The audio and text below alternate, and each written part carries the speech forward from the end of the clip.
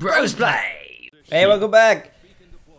Fuck. Here comes the helicopter. I had a joke. Wasn't a joke, but... I mean, you lost it now. Okay, so I do this thing at work, because I'm the store opener guy. So I'm there for like half an hour, depending on what day it is, with no one around. Excuse me. So I wonder how much people enjoy that in the ear. Yeah, I wonder how much they can hear it. With these new mics, definitely a lot. Oh, it's gonna be obvious? Oh yeah. Oh yeah, and I'm not editing it out until you pay me. There you go. Until you pay me. Hey, that'd be an interesting Patreon goal. Like the first goal is like, okay, this is enough for us to stop doing our jobs and do this as a full-time job. And then the second milestone for every month is editing out clicks, burps, all that other shit. Sort of like photo retouching. Yeah, because I don't like the idea of paywalling certain ideas, like having episodes, like special, like, dude, I'm still looking towards you. I moved my mic to correct for my looking at you, and it's still not enough. Anyway, I don't like putting episodes behind paywalls. I think that's really skeezy.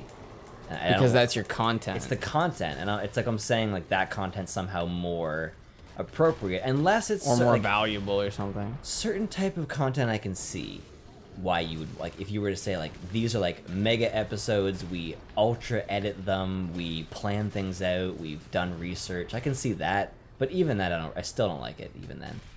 But yeah, so I want to come up with some crazy silly Patreon idea, something that's really worth money, that requires money. That's what always bothers me, is anytime somebody charges me a service that doesn't require any money.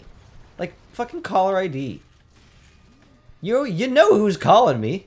Yeah, all you have to do is display that information. That's the only thing that changes here. Don't pretend you don't know. You gotta know who's calling me in order to be sending me the thing. And if you don't put the fucking call through. Yeah. I don't want to talk to this person if you don't even know who they are. We wish we knew who was calling you, buddy, but you haven't paid me $7 a month. $7 fucking dollars a month they wanted me to spend extra. Oh, I didn't do the thing with the timer. Ooh. I think this might have to be the last one we do. Let's go to a different location.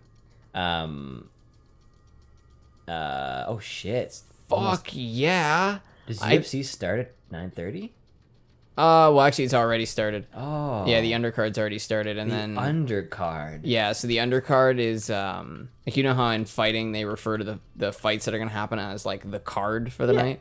So the undercard is sort of like lesser known names and stuff like that, and they sort of exist. This summer, the undercard. Yeah, that's pretty much it. And they still have great fights. It's just that they're not the big names. The big names usually start around like 10 o'clock here. Do you know why they call them cards? No, actually. Because the entire thing, all the fighting systems are based off of trading card games. So Dana White just stands at the top of, I don't know, UFC Capital or wherever he lives, and he uses all of his cards, like certain are like worth more, you know, like the Chuck Liddells are like his like high powered cards. Does he believe in the heart of the cards? He invented the heart. Actually, no, Dana White is the heart of the cards. Dana White is UFC, isn't he? Kinda, yeah. Yeah. Was he the founder as well as the president? No, the Fertitta brothers. The Fertitta. Oh, he bought it, right? And then turned it into what it is? Nope. Oh. I don't know who actually started it, but I believe the ones who brought it to commercial success was the Fertitta brothers. Oh. And Dana White has just always been there. I don't know what they call. I think he's the promoter. That's his title. That one you just put down there definitely looks like a dick. Yeah, okay. Yeah, thank it you. really I'm glad you does saw look that. like a dick. So I can actually take a turret with me. This is not a weapon. I can't carry this like a normal weapon. Yeah, so see how this is legit turret, and then if I try to switch weapons, I drop it. Whoa. Yeah, so that's kind of an interesting trade-off. But fuck, it's actually just so ridiculous that I still feel like it would be too hard to do that thing we just did. Like it just feels not fun because it's so hard. What did we do? Trying to do that location, that sunburst location. It's like Tokyo Jungle. What a ridiculously hard game. Yeah, that was super, Dude, super hard. In order to unlock the cat as the Pomeranian, you have to complete 6 challenges without losing. Oh, Jesus. Without losing, yeah. that really makes it a different ballgame. I think. I'm pretty sure it had to be all done at once. I don't know. Yeah, that's crazy. I mean, it's probably doable, but... The thing about this setup that we have here, because I live so close to a road and a highway and a fire department and a hospital and a bus station, we have to keep keep the window closed, so it's always hot in here no matter what day. Yeah, no matter what time of year. Yeah, no matter what time of year it is, it gets hot in here after only like a couple minutes. Because these are unbelievably well insulated places. I'm never worried about it being warm in here. You mean cold? Yeah, sorry, yeah. It's always too warm in here, no matter what time of year it is. Probably a good thing when it comes to Canadian winters, but yep, it can be a little taxing. And it's weird because we've found out that it makes more sense for us to do multiple episodes at once. So we do one continuous recording that contains multiple episodes and then split them afterwards. Yeah. But that means that we're spending that much more time with the windows closed and, trying to keep the sound as appropriate as possible. But it's kind of cool because it's always a balance. We're always developing new things, and each one of those brings some benefits and some negatives too. And I actually kind of it's a little frustrating how unpopular we are because we've been doing this for far too long for the numbers that we have. Because I've seen people who have been around for 2 months who have 200 subscribers. Yeah, so we're definitely doing this for more than a year hard and 2 years soft, I guess, if that's how you want to say it. And we had about a year hard. We've been sitting on 111 subscribers for like a week now. And 111? It was 110 before that for 2 or 3 weeks. Really? Yeah. So yeah, we're It's basically just a crawl. just waiting. The thing is, long form Let's Play is really hard to get into, and we're Canadians, so we're promoted to about 10% of the audience that we would be in the States. Yeah, that's pretty tough. That was the thing that I found so interesting about my breakout hit top 5 Besiege creations. The breakout hit. I can't believe I called it the breakout hit.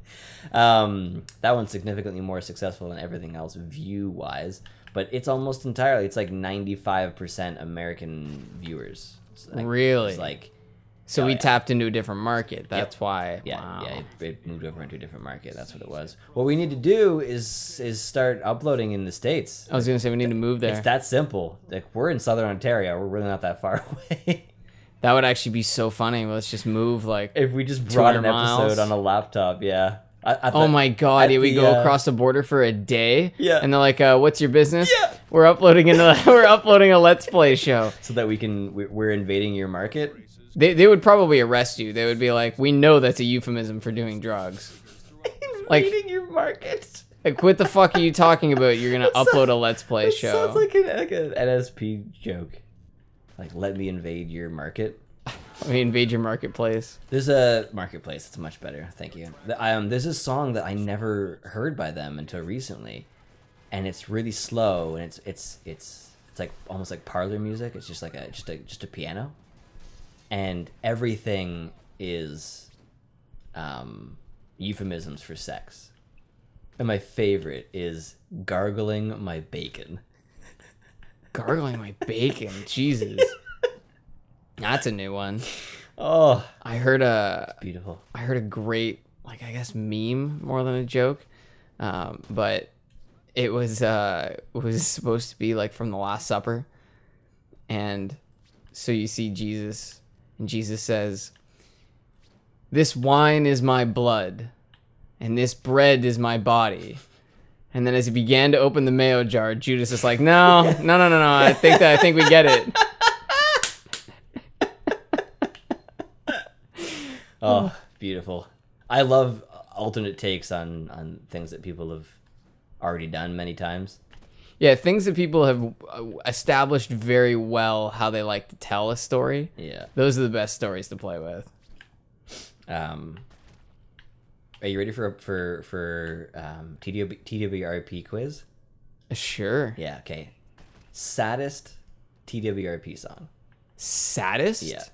Once I tell you, like, to say sad would imply that, like, saddest is not to say that it's sad. It's just the saddest, right? It's the lowest. Yeah, that's gonna make it hard. Once I say, it'll be pretty obvious, but... The saddest song. Yeah. See, at first I Pale thought Blue Dot's a little bit sad. it's kind of sad. Yeah, I'll give you that one. But it's supposed to be about rallying people to make a better future, so it's pretty happy. Yeah. So what's the saddest song? Well, I thought it was ICQ because it's about him trying to find his girl. But then I realized Computer Wife starts with his computer wife leaving him for another operating system. Yeah, I was gonna say that. Yeah. That's always a weird one when it starts. I love it. I'm leaving you for another operating system. Is that what she says? Yeah. It's so vicious. I'm pretty sure she even calls I think she calls him by his name. I'm pretty sure his name is Evan. Really? Yeah, he's like, Evan, this is your computer wife. Please leave a message. It's like, Evan, this is your computer wife. Whoa. I am leaving you for another operating system. That's kind of a brutal thing to tell somebody. That's a real punch in the face. I mean, I guess I'm not talking about the game. But I'm leaving you for this. Yeah, like it's a to pretty say it like brute that. force way. I also I think we've actually talked about it on this show. Like, I faked every orgasm. Well, you were wasting your own time there, weren't you? Well, yeah, that's just disappointing for you, But because I wasn't. It definitely, it's definitely, like, in most cases it's used as a harmful thing, and I think most of the time it is, because it's this person who claimed that they loved you, and now they're trying to harm you. That's like, even if what they have to say is silly, it's still pretty harsh. I've never understood that, because I always feel like it's like you used to say something where if you badmouth someone when you break up with them, you're kind of badmouthing yourself, because yeah, what was it? A comedian said this, so I can't really give them credit because I've forgotten who it was, but they said never call your girlfriend's choices silly because you were one of them. Right? It's just That's really good. yeah, it's so true when you think about it in those terms. Yeah. Oh, yeah. Well, when I was in high school, girlfriend was a really loose term. So I would always complain about things that they did or said, and then one day I realized, like, that was the person. Like, that was way before it ended. Like, I kept choosing to be with that person, even when they were doing dumb shit, even though I knew they were doing dumb shit. So really, who's the dummy here? Like, is it me or is it them? Yeah, or is who's it the both of real us? dummy? Yeah, probably both. Yeah, probably both. But eventually I realized, like, if it didn't bother you in the relationship, it really shouldn't bother you now, for the most part.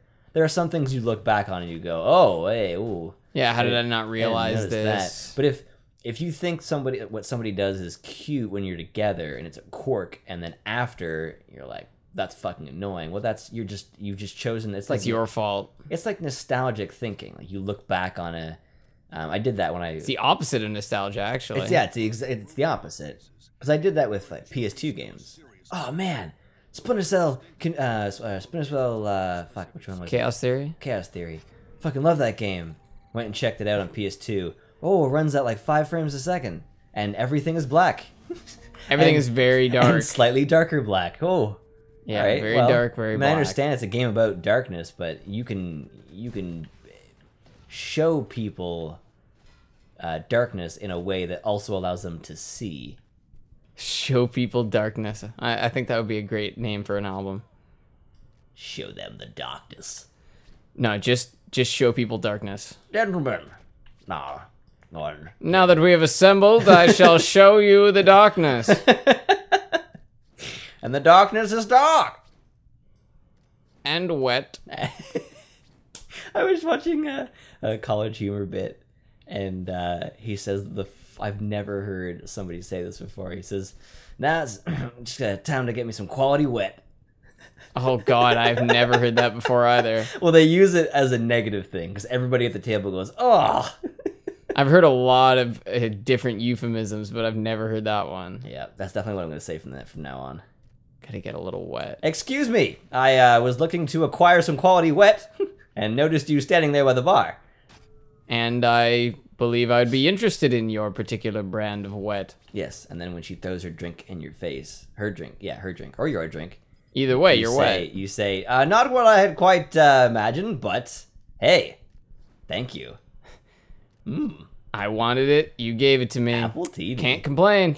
This game really bothers me. I keep seeing you do things that are mistakes that are so easy to make because it was designed around that. Like, tiny ridges and lips on buildings were a terrible idea. Well, so how the fuck am I supposed to get out from here? Exactly. I think I was supposed to gently walk to this edge and then... Nothing should be gentle in a game called Crackdown. Yeah, that's a good point. There should be no gentleness. Like, the amount of times that you've been running full tilt and you jump into that lip and just fly straight up and have to come back to the building, that's just silly. It's just not well designed. Yeah, well, actually, that's practice. Don't that one I can this defend game. them on. Don't do it. Don't make the mistake. We've been brothers for years. Don't right? try and defend their fuckery. Don't betray me on this one. Goddamn fuckery. I think We've these are been brothers for years. all of the All years of we my have been years. around. Well done. Well, nice. Good job on the getting plugged in. Hidden orb. part. Hidden orb. I can Or make it. I can make it. it's- I or can it's make it. An online orb. Yes. You almost died. Holy shit! I almost died. I don't think I've ever gotten that close without actually dying. You either jump a hero or live long enough to land to almost die. That was you get it. Yeah, yeah. Don't be a hero. Be an almost dead. Yeah. Do you want to almost die or do you want to be a hero? Because honestly, I could go for either. I'm not particular. Thank you. Thank you for joining Us. the What's that question bros. mark? What's that question mark? What? There's a question mark back there. You After- missed it. What? There's a Fucking question missed mark? it. Yeah, man. It's on This the wall. fucking Riddler? There's a question mark on the wall. It's green too. Keep going. Keep going. Keep going. To the right. To the right. There you go. To the right, to the right. Yeah, it looks like a Mario box. Who knows what it is? I guess that's what the question. Enigma. Whoa. It is. Whoa, that's a It Riddler is. question mark. The fuck? Do you know what Riddler's name is? Edward Nigma, isn't Edward it? Nigma. Yeah. Look at that shit. Look at that homage. You know what? This game does have a redeeming quality. That was cool. Cool. Oh, I've been saying it recently. I've been trying to say it like Jim Sterling. I don't even know how to say it like him. Cool. Cool. Yeah, he has that sort of drawn out. Absolutely cool. Okay. All right, thank you for joining us. We did it. Oh.